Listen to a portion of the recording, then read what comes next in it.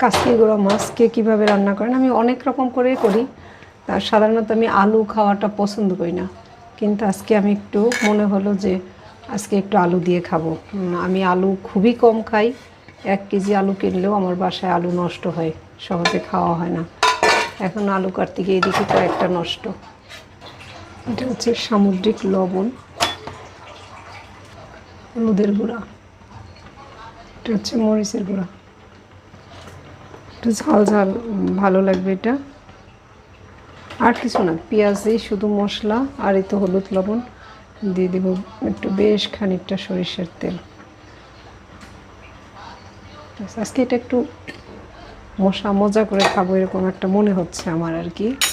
আর সাথে আমি রান্না করছি লাল চালের ভাত, ফুল ফাইবার যুক্ত যে লাল চাল, সেটা দিয়ে ভাত রান্না হচ্ছে, আমি দেখাচ্ছি। এই যে বসা ভাত করতেছি, রান্না হচ্ছে। আর মাছটা আমি চুলাটা ধরিয়ে দেই, পানি দিয়ে দিই একসাথে অল্প একটু, মাখায় দিই, হাত দিয়ে মাখায়, অনেকে মাখায়, আমিও মাখাই, তো হাত দিয়ে না মাখায় অনেক খুন্তি দিয়ে জাস্ট মিশিয়ে দিই। ঢাকনা দিয়ে এটা রান্না হতে থাক।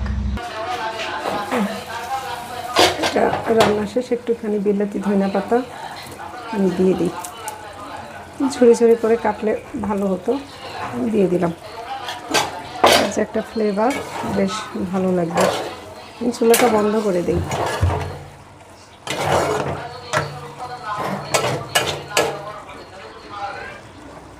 চুলাটা বন্ধ করি, ব্যাস রান্না হয়ে গেল ছোটো মাছ চচ্চড়ি।